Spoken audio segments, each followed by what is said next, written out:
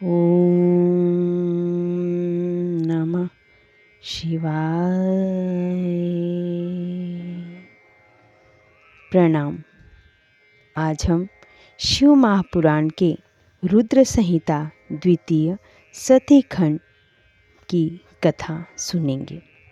आज की कथा में हम देखेंगे कि नारद जी के प्रश्न और ब्रह्मा जी के द्वारा उनका उत्तर, सदाशिव से त्रिदेवों की उत्पत्ति तथा ब्रह्मा जी से देवता आदि की सृष्टि के पश्चात एक नारी और एक पुरुष का प्राकट्य। नारद जी बोले, महाभाग महाप्रभु विधातः, आपके मुखारविंद से मंगलकारिणी शंभु कथा सुनते सुनते मेरा जी नहीं भर रहा है, अतः भगवान शिव का सारा शुभ चरित्र मुझसे कहिए। संपूर्ण विश्व की सृष्टि करने वाले ब्रह्मदेव, मैं सती की कीर्ति से युक्त शिव का दिव्य चरित्र सुनना चाहता हूँ। शोभाशालिनी सती किस प्रकार दक्ष पत्नी के गर्भ से उत्पन्न हुई, महादेव जी ने विवाह का विचार कैसे किया, पूर्व काल में दक्ष के प्रति रोष होने के कारण सती ने अपने शरीर का त्याग कैसे किया, चेतनाकाश को प्राप्त होकर वे फिर हिमालय की कन्या कैसे हुई, पार्वती ने किस प्रकार उग्र तपस्या की और कैसे उनका विवाह हुआ, कामदेव का नाश करने वाले भगवान शंकर के आधे शरीर में वे किस प्रकार स्थान पा सकी। महामते, इन सब बातों को आप विस्तार पूर्वक कहिए। आपके समान दूसरा कोई संशय का निवारण करने वाला न है और न होगा।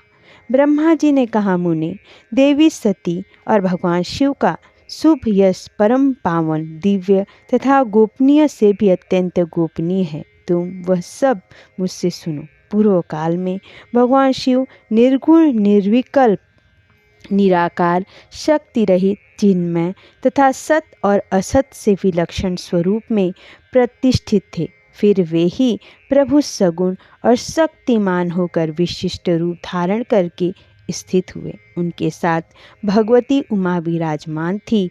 विप्रवर वे भगवान शिव दिव्य आकृति से सुशोभित हो रहे थे। उनके मन में कोई विकार नहीं था। वे अपने परात्पर स्वरूप में प्रतिष्ठित थे। मुनिश्रेष्ठ, उनके बाएं अंग से भगवान विष्णु, दाएं अंग से मैं ब्रह्मा और मध्य अंग अर्थात हृदय से रुद्रदेव प्रकट हुए। मैं ब्रह्मा सृष्टि करता हुआ भगवान विष्णु जगत का पालन करने लगे और स्वयं रुद्र ने संहार का कार्य संभाला। इस प्रकार भगवान सदाशिव स्वयं ही तीन रूप धारण करके स्थित हुए। उन्हीं की आराधना करके मुझ लोक पितामह ब्रह्मा ने देवता, असुर और मनुष्य आदि संपूर्ण जीवों की सृष्टि की। दक्ष आदि प्रजापतियों और देव शिरोमणियों की सृष्टि करके मैं बहुत प्रसन्न हुआ तथा अपने को सबसे अधिक ऊंचा मानने लगा।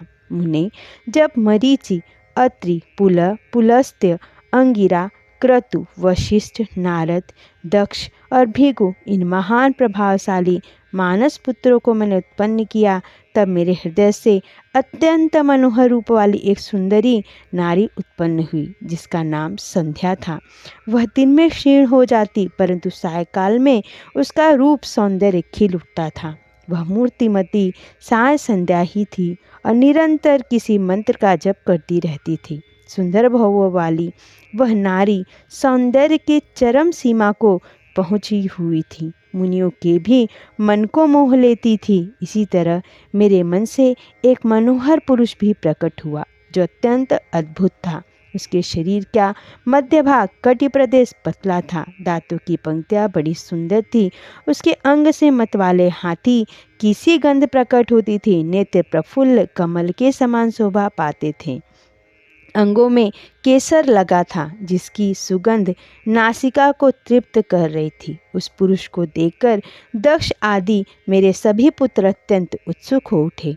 उनके मन में विस्मय भर गया था। जगत की सृष्टि करने वाले मुझ जगदीश्वर ब्रह्मा की ओर देखकर उस पुरुष ने विनय से गर्दन झुका दी और मुझे प्रणाम करके कहा। वह पुरुष बोला, ब्रह्मान, मैं कौन सा कार्य करूँगा? मेरे योग्य जो काम हो मुझसे मुझे लगाइए, क्योंकि विधाता आज आप ही सबसे अधिक माननीय और योग्य पुरुष हैं। यह लोक आपसे ही सुशोभित हो रहा है। ब्रह्मा जी ने कहा, भद्र पुरुष, तुम अपने इसी स्वरूप से तथा फूल के बने हुए 5 बाणों से स्त्रियों और पुरुषों को मोहित करते हुए सृष्टि के सनातन कार्य को चलाओ। इस चराचर त्रिभुवन में ये देवता आदि कोई भी जीव तुम्हारा तिरस्कार करने में समर्थ नहीं होंगे।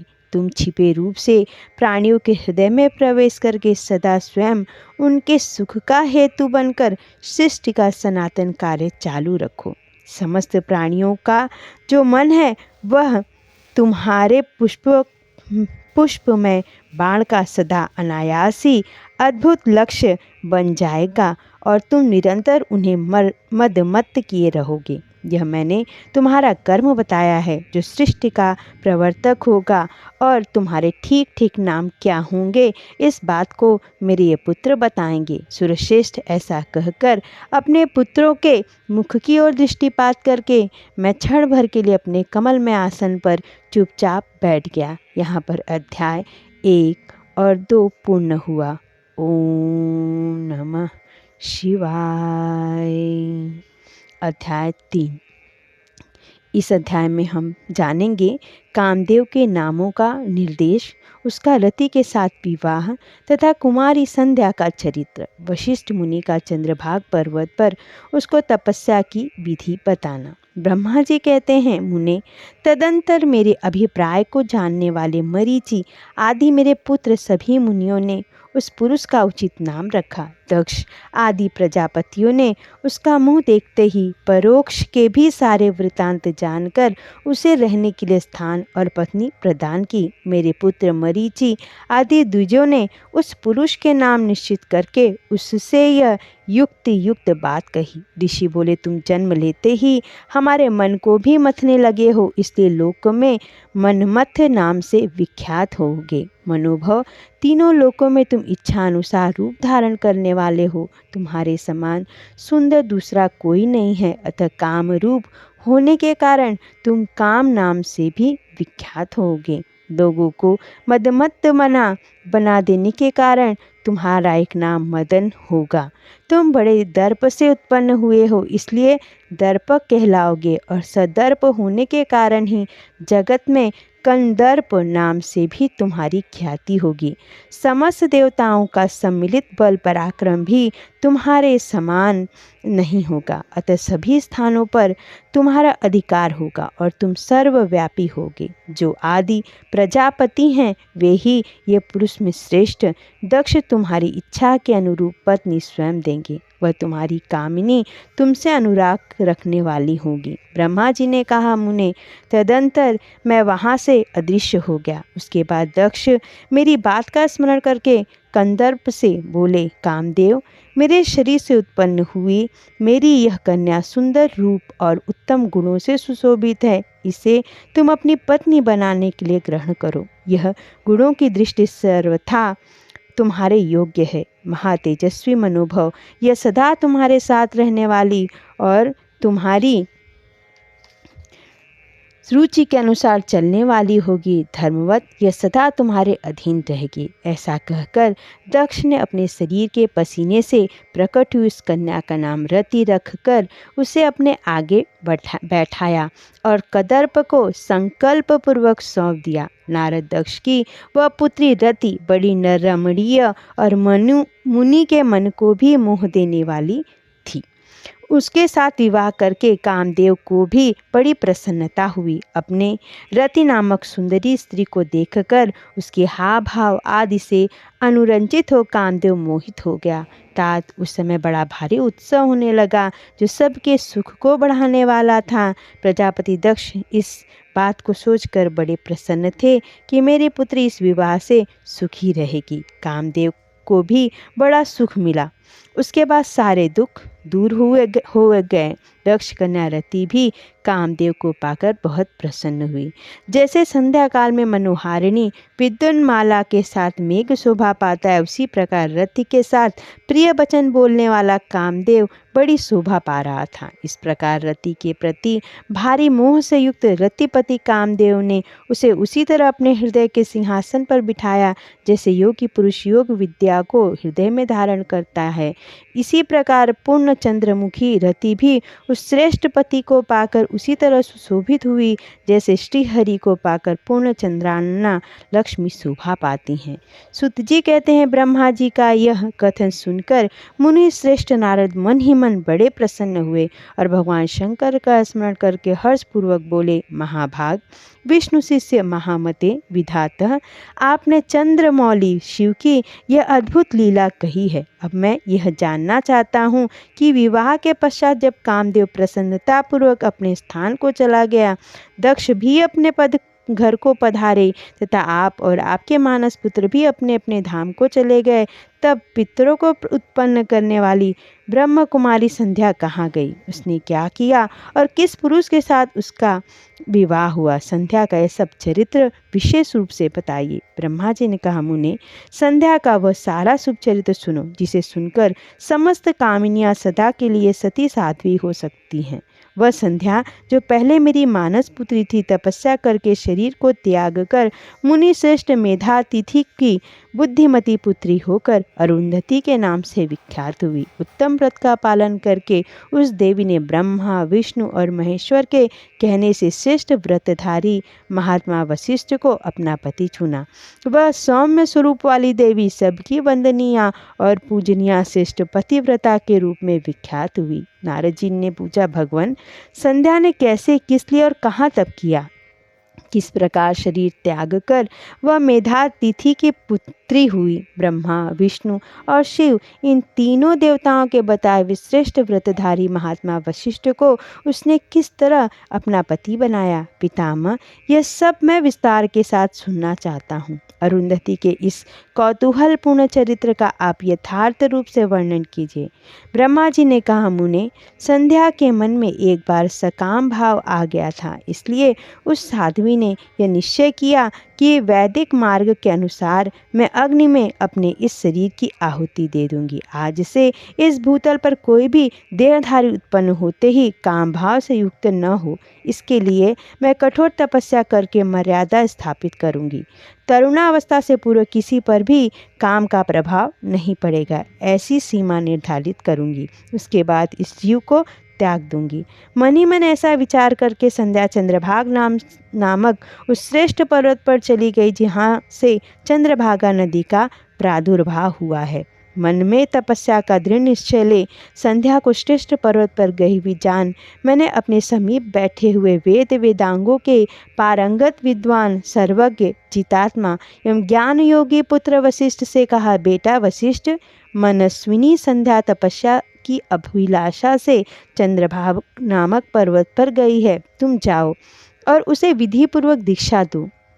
तात वह तपस्या के भाव को नहीं जानती है, इसलिए जिस तरह तुम्हें यथोचित उपदेश से उसे अभीष्ट लक्ष्य की प्राप्ति हो सके वैसा प्रयत्न करो। नारद, मैंने दयापूर्वक जब वशिष्ठ को इस प्रकार आज्ञा दी, तब वे जो आज्ञा कहकर एक तेजस्वी ब्रह्मचारी के रूप में संध्या के पास गए। चंद्रभाग पर्वत पर एक देव सरोवर है जो जलाशय योजित गुणों से परिपूर्ण हो मान सरोवर के समान शोभा पाता है।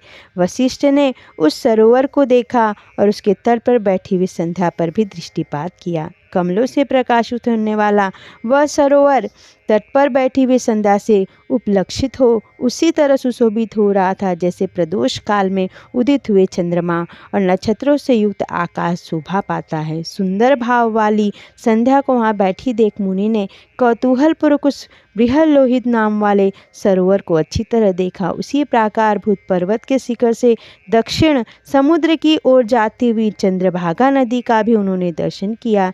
जैसे गंगा हिमालय से निकलकर समुद्र की ओर जाती है, उसी प्रकार चंद्रभाग के पश्चिम शिखर का भेदन करके वह नदी समुद्र की ओर जा रही थी। उस चंद्रभाग पर्वत पर बृहल्लोहित सरोवर के किनारे बैठी हुई संध्या को देखकर वशिष्ठ जी ने आदरपूर्वक पूछा। वशिष्ठ जी बोले, भद्रे, तुम इस निर्जन पर्वत पर किस लिए आई हो? किसकी पुत्री हो? और तुमने यहाँ क्या करने का विचार किया है? मैं यह सब सुनना चाहता हूँ। यदि छिपाने योग्य बात न हो तो बताओ।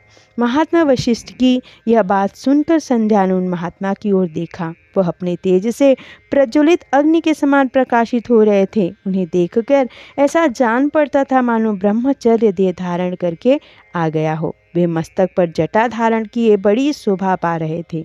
संध्या ने उन तपोधन को आदरपूर्वक प्रणाम करके कहा। संध्या बोली, ब्रह्मान, मैं ब्रह्मा जी की पुत्री हूँ। मेरा नाम संध्या है और मैं तपस्या करने के लिए इस निर्जन पर्वत पर आई हूँ। यदि मुझे उपदेश देना आपको उचित जान पड़े तो आप मुझे तपस्या की विधि बताइए। मैं यही करना चाहती हूँ। दूसरी कोई भी गोपनीय बात नहीं है। मैं तपस्या के भाव को, उसके करने के नियम को बिना जाने ही तपोवन में आ गई हूँ। इसलिए चिंता से सूखी जा रही हूँ और मेरा हृदय कांपता है। संध्या की बात सुनकर ब्रह्मवेताओं में श्रेष्ठ वशिष्ठ जी ने, जो स्वयं सारे कार्यों के ज्ञाता थे, उसे दूसरी कोई बात नहीं पूछी। वह मन ही मन तपस्या का निश्चय कर चुकी थी और उसके लिए अत्यंत उद्यमशील थी। उस समय वशिष्ठ ने मन से भक्तवत्सल भगवान शंकर का स्मरण करके इस प्रकार कहा। वशिष्ठ जी बोले, सुभानने, जो सबसे महान और उत्कृष्ट तेज है, जो उत्तम और महान तप है तथा जो सबके परमाराध्य परमात्मा है, उन भगवान शंभु को तुम हृदय में धारण करो, जो अकेले ही धर्म, अर्थ, काम और मोक्ष के आदि कारण हैं। उन त्रिलोकी के आदृष्टा अद्वितीय पुरुषोत्तम शिव का पूजन भजन करो। आगे बताए जाने वाले मंत्र से देवेश्वर शंभु की आराधना करो, उससे तुम्हें सब कुछ मिल जाएगा। इसमें संशय नहीं है। ओम नमः शंकराय ओम। इस मंत्र का निरंतर जप करते हुए मौन तपस्या आरंभ करो और जो मैं नियम बताता हूँ उसे सुनो। तुम्हें मौन रहकर ही स्नान करना होगा। मौनालंबन पूर्वक ही महादेव जी की पूजा करनी होगी। प्रथम 2 बार, छठे समय में तुम केवल जल का पूर्ण आहार कर सकती हो। जब तीसरी बार छठा समय आए तब केवल उपवास किया करो। इस तरह तपस्या की समाप्ति तक छठे काल में जलाहार या उपवास की क्रिया होती रहेगी। देवी, इस प्रकार की जाने वाली मौन तपस्या ब्रह्मचर्य का फल देने वाली तथा संपूर्ण अभीष्ट मनोरथों को पूर्ण करने वाली होती है। यह सत्य है, सत्य है, इसमें संशय नहीं है। अपने चित्त में ऐसा शुभ उद्देश्य देकर इच्छा अनुसार शंकर जी का चिंतन करो। वह प्रसन्न होने पर तुम्हें अवश्य ही अभीष्ट फल प्रदान करेंगे। इस तरह संध्या को तपस्या करने की विधि का उपदेश दे मुनिवर वशिष्ठ यथोचित रूप से उससे विदा ले वहीं अंतर ध्यान हो गए। इसी के साथ अध्याय 3 और 5 पूर्ण हुआ। ओम नमः शिवाय। अध्याय 6। इस अध्याय में हम जानेंगे संध्या की तपस्या, उसके द्वारा भगवान शिव की स्तुति तथा उससे संतुष्ट हुए शिव का उसे अभीष्ट वर दे मेधातिथियों के यज्ञ में भेजना। ब्रह्मा जी कहते हैं, मेरे पुत्रों में श्रेष्ठ महाप्राज्ञ नारद तपस्या के नियम का उपदेश दें। जब वशिष्ठ जी अपने घर चले गए तब के उस विधान को समझकर संध्या मन ही मन बहुत प्रसन्न हुई। फिर तो वह सानंद मन से तपस्विनी के योग्य वेश बनाकर बृहल्लोहित सरोवर के तट पर ही तपस्या करने लगी। वशिष्ठ जी ने तपस्या के लिए जिस मंत्र को साधन बताया था, उसी से उत्तम भक्ति भाव के साथ वह भगवान शंकर की आराधना करने लगी। उसने भगवान शिव में अपने चित्त को लगा दिया और एकाग्र मन से वह बड़ी भारी तपस्या करने लगी। उस तपस्या में लगे हुए उसके 4 युग व्यतीत हो गए। तब भगवान शिव उसकी तपस्या से संतुष्ट हो बड़े प्रसन्न हुए तथा बाहर भीतर और आकाश में अपने स्वरूप का दर्शन कराकर जिस रूप का वह चिंतन करती थी उसी रूप से उसकी आंखों के सामने प्रकट हो गए। उसने मन से जिनका चिंतन किया था उन्हीं प्रभु शंकर को अपने सामने खड़ा देख वह अत्यंत आनंद में निमग्न हो गई। भगवान का मुखारबिंद बड़ा प्रसन्न दिखाई देता था। उनके स्वरूप से शांति बरस रही थी। वह सहसा भयभीत हो सोचने लगी कि मैं भगवान हर से क्या कहूँ, किस तरह उनकी स्तुति करूँगी। इसी चिंता में पड़कर उसने अपने दोनों नेत्र बंद कर दिए। नेत्र बंद कर लेने पर भगवान शिव ने उसके हृदय में प्रवेश करके उसे दिव्य ज्ञान दिया, दिव्य वाणी और दिव्य दृष्टि प्रदान की। जब उसे दिव्य ज्ञान, दिव्य दृष्टि और दिव्य वाणी प्राप्त हो गई तब वह कठिनाई से ज्ञात होने वाले जगदीश्वर शिव को प्रत्यक्ष देखकर उनकी स्तुति करने लगी। संध्या बोली, जो निराकार और परम ज्ञान गम्य हैं, जो न तो स्थूल हैं और न सूक्ष्म हैं और न उच्च ही हैं तथा उनके स्वरूप का योगी जन अपने हृदय के भीतर चिंतन करते हैं, उन्हीं लोक सृष्टा आप भगवान शिव को नमस्कार है, जिन्हें सर्व कहते हैं, जो शांत स्वरूप, निर्मल, निर्विकार और ज्ञानगम्य हैं, जो अपने ही प्रकाश में स्थित हो प्रकाशित होते हैं, जिनमें विकार का अत्यंत अभाव है, जो आकाश मार्ग की भांति निर्गुण निराकार बताए गए हैं तथा जिनका रूप अज्ञान अंधकार मार्ग से सर्वथा परे हैं। उन नित्य प्रसन्न आप भगवान शिव को मैं प्रणाम करती हूँ, जिनका रूप एक अद्वितीय शुद्ध बिना माया के प्रकाशमान सच्चिदानंदमय सहज निर्विकार नित्यानंदमय सत्य ऐश्वर्य से युक्त प्रसन्न तथा लक्ष्मी को देने वाला है। उन आप भगवान शिव को नमस्कार है, जिनके स्वरूप के ज्ञान रूप से ही उद्भावन की जा सकती है, जो इस जगत से सर्वथा भिन्न है एवं सत्व प्रधान ध्यान के योग्य आत्मस्वरूप सारभूत सबको पार लगाने वाले तथा पवित्र वस्तुओं में भी परम पवित्र हैं। उन आप महेश्वर को मेरा नमस्कार है। आपका जो स्वरूप शुद्ध मनोहर रत्नमय आभूषणों से विभूषित तथा स्वच्छ कर्पूर के समान गौरवर्ण है, जिसने अपने हाथों में वर अभय शूल और मुंड धारण कर रखा है, उस दिव्य चिन्मय सगुण आसाकार विग्रह से सुशोभित आप योग युक्त भगवान शिव को मेरा नमस्कार है। आकाश पृथ्वी दिशाएं जल तेज तथा काल ये जिनके रूप हैं, उन आप परमेश्वर को मेरा नमस्कार है। प्रधान प्रकृति और पुरुष जिनके शरीर रूप से प्रकट हुए हैं, अर्थात वे दोनों जिनके शरीर हैं, इसलिए जिनका यथार्थ रूप अव्यक्त बुद्धि आदि से परे हैं, उन भगवान शंकर को बारंबार नमस्कार है। जो ब्रह्मा होकर जगत की सृष्टि करते हैं, जो विष्णु होकर संसार का पालन करते हैं तथा जो रुद्र होकर अंत में इस सृष्टि का संहार करेंगे, उन्हीं आप भगवान सदाशिव को बारंबार नमस्कार है। जो कारण के भी कारण हैं, दिव्य अमृत रूप ज्ञान तथा अणिमा आदि ऐश्वर्य प्रदान करने वाले हैं, समस्त लोकांतरों का वैभव देने वाले हैं, स्वयं प्रकाश रूप हैं तथा प्रकृति से भी परे हैं, उन परमेश्वर शिव को नमस्कार है। नमस्कार है यह जगत जिनसे भिन्न नहीं कहा जाता, जिनके चरणों से पृथ्वी तथा अन्यान्य अंगों से संपूर्ण दिशाएं सूर्य चंद्रमा कामदेव एवं अन्य देवता प्रकट हुए हैं और जिनकी नाभि से अंतरिक्ष का आविर्भाव हुआ है, उन्हीं आप भगवान शंभु को मेरा नमस्कार है। प्रभु आप ही सबसे उत्कृष्ट परमात्मा है, आप ही नाना प्रकार की विधाएं हैं, आप ही हर संहार करता हैं, आप ही सत ब्रह्मा तथा पर ब्रह्मा हैं। आप सदा विचार में तत्पर रहते हैं, जिनका न आदि है न मध्य है और न अंत ही है, जिनसे सारा जगत उत्पन्न हुआ तथा जो मन और वाणी के विषय नहीं है, उन महादेव जी की स्तुति मैं कैसे कर सकूंगी। ब्रह्मा आदि देवता तथा तपस्या के धनी मुनि भी जिनके रूपों का वर्णन नहीं कर सकते, उन्हीं परमेश्वर का वर्णन अथवा स्तवन मैं कैसे कर सकती हूँ। प्रभु, आप निर्गुण हैं, मैं मूढ़ स्त्री आपके गुणों को कैसे जान सकती हूँ। आपका रूप तो ऐसा है जिसे इंद्र सहित संपूर्ण देवता और असुर भी नहीं जानते। परमेश्वर, आपको नमस्कार है। तपो में आपको नमस्कार है। देवेश्वर शंभो, मुझ पर प्रसन्न होइए, आपको बारंबार नमस्कार है। ब्रह्मा जी कहते हैं, नारद संध्या का स्तुतिपूर्ण वचन सुनकर उसके द्वारा भली भांति प्रशंसित हुए। भक्तवत्सल परमेश्वर शंकर बहुत प्रसन्न हुए।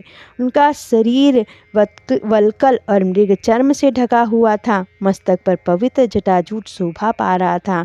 उस समय पाले के मारे हुए कमल के समान उसके कुमलाए हुए मुंह को देखकर भगवान हर दया से द्रवित हो उससे इस प्रकार बोले। महेश्वर ने कहा, भद्रे, मैं तुम्हारे इस उत्तम तपस्या से बहुत प्रसन्न हूँ। शुद्ध बुद्धि वाली देवी, तुम्हारे इस स्तवन से भी मुझे बड़ा संतोष प्राप्त हुआ है। अतः इस समय अपनी इच्छा के अनुसार कोई वर मांगो, जिसे वर से तुम्हें प्रयोजन हो तथा जो तुम्हारे मन में हो उसे मैं यहाँ अवश्य पूर्ण करूँगा। तुम्हारा कल्याण हो। मैं तुम्हारे व्रत नियम से बहुत प्रसन्न हूँ।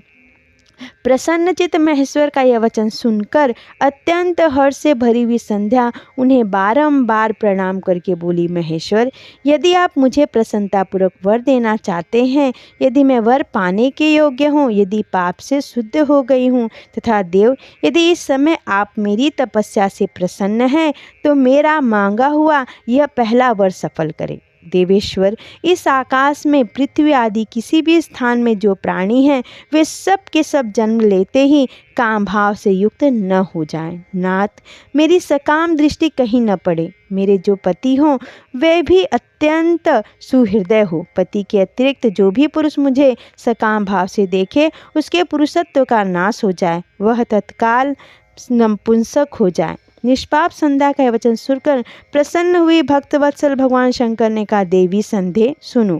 भद्रे, तुमने जो जो वर मांगा है वह सब तुम्हारी तपस्या से संतुष्ट होकर मैंने दिया। प्राणियों के जीवन में मुख्यतः 4 अवस्थाएं होती हैं। पहली शैशवावस्था, दूसरी कौमारावस्था, तीसरी यौवनावस्था और चौथी वृद्धावस्था। तीसरी अवस्था प्राप्त होने पर देहधारी जीव काम भाव से युक्त होंगे। कहीं कहीं दूसरी अवस्था के अंतिम भाग में ही प्राणी सकाम हो जाएंगे। तुम्हारी तपस्या के प्रभाव से मैंने जगत में सकाम भाव के उदय की यह मर्यादा स्थापित कर दी है, जिससे देहधारी जीव जन्म लेते ही कामासक्त न हो जाएं। तुम भी इस लोक में वैसे दिव्य सती भाव को प्राप्त करो जैसा तीनों लोकों में दूसरी किसी स्त्री के लिए संभव नहीं होगा। पाणी ग्रहण करने वाले पति के सिवा और जो कोई भी पुरुष सकाम होकर तुम्हारी ओर देखेगा, वह तत्काल नपुंसक होकर दुर्बलता को प्राप्त हो जाएगा। तुम्हारे पति महान तपस्वी तथा दिव्य रूप से संपन्न एक महाभाग महर्षि होंगे, जो तुम्हारे साथ 7 कल्पों तक जीवित रहेंगे। तुमने मुझसे जो जो वर मांगे थे वे सब मैंने पूर्ण कर दिए। अब मैं तुमसे दूसरी बात कहूँगा जो पूर्व जन्म से संबंध रखती है। तुमने पहले से ही यह प्रतिज्ञा कर रखी है कि मैं अग्नि में अपने शरीर को त्याग दूंगी। उस प्रतिज्ञा को सफल करने के लिए मैं तुम्हें एक उपाय बताता हूँ, उसे निसंदेह करो। मुनिवर मेधातिथि का यह एक यज्ञ चल रहा है जो 12 वर्षों तक चालू रहने वाला है। उसमें अग्नि पूर्णतया प्रज्वलित है। तुम बिना विलंब के उसी अग्नि में अपने शरीर का उत्सर्ग कर दो। इसी पर्वत की उत्पत्ति काम में चंद्रभागा नदी के तट पर तापसाश्रम में मुनिवर मेधातिथि महायज्ञ का अनुष्ठान करते हैं। तुम स्वच्छंदता पूर्वक वहाँ जाओ। मुनि तुम्हें वहाँ देख नहीं सकेंगे। मेरी कृपा से तुम मुनि की अग्नि से प्रकट हुई पुत्री हो जाओगी। तुम्हारे मन में जिस किसी स्वामी को प्राप्त करने की इच्छा हो, उसे हृदय में धारण कर उसी का चिंतन करते तुम अपने शरीर को उस यज्ञ की अग्नि में होम दो। संध्या, जब तुम इस पर्वत पर 4 युगों के लिए कठोर तपस्या कर रही थी, उन्हीं दिनों उस चतुर्थ युग का सतयुग बीत जाने पर त्रेता के प्रथम भाग में प्रजापति दक्ष के बहुत सी कन्याएं हुई। उन्होंने अपनी उन सुशीला कन्याओं का यथायोग्य वरों के साथ विवाह कर दिया। उनमें से 27 कन्याओं का विवाह उन्होंने चंद्रमा के साथ किया। चंद्रमा अन्य सब पत्नियों को छोड़कर केवल रोहिणी से प्रेम करने लगे। इसके कारण क्रोध से भरे दक्ष ने जब चंद्रमा को शाप दे दिया, तब समस्त देवता उनके तुम्हारे पास आए। परंतु संध्या, तुम्हारा मन तो मुझ में लगा हुआ था, अतः तुमने ब्रह्मा जी के साथ आए हुए उन देवताओं पर दृष्टिपात ही नहीं किया। तब ब्रह्मा जी ने आकाश की ओर देखकर और चंद्रमा पुनः अपने स्वरूप को प्राप्त करे, यह उद्देश्य मन में रखकर उन्हें शाप से छुड़ाने के लिए एक नदी की सृष्टि की, जो चंद्र या चंद्रभागा नदी के नाम से विख्यात हुई। चंद्रभागा के प्रादुर्भाव काल में ही महर्षि मेधातिथि यहाँ उपस्थित हुए थे। तपस्या के द्वारा उनकी समानता करने वाला न तो कोई हुआ है और न ही कोई होगा। उन महर्षि ने महान विधि विधान के साथ दीर्घ काल तक चलने वाले ज्योतिष्टोम नामक यज्ञ का आरंभ किया है। उसमें अग्निदेव पूर्ण रूप से प्रज्वलित हो रहे हैं। उसी आग में तुम अपने शरीर को डाल दो और परम पवित्र हो जाओ। ऐसा करने से इस समय तुम्हारी वह प्रतिज्ञा पूर्ण हो जाएगी। इस प्रकार संध्या को उसके हित का उपदेश देकर देवेश्वर भगवान शिव वहीं अंतर्ध्यान हो गए। यहीं पर अध्याय 6 पूर्ण हुआ। ओम नमः शिवाय। ओम नमः शिवाय। ओम नमः शिवाय।